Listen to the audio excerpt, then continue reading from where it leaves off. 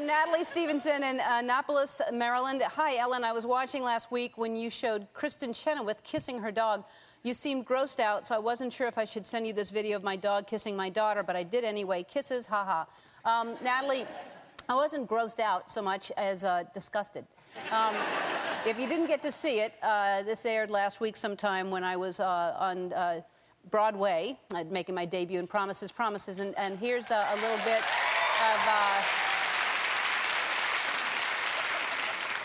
and this is me visiting Kristin before the play started, and she loves her dog. Kiss Mommy. Kiss her. Can you kiss Mommy? Thank you.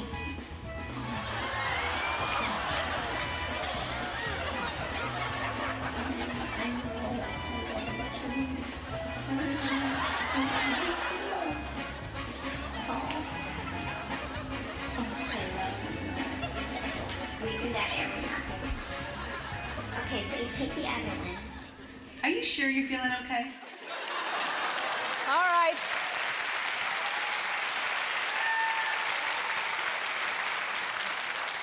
It doesn't get easier to watch that thing. This is the video she sent of her dog kissing her daughter.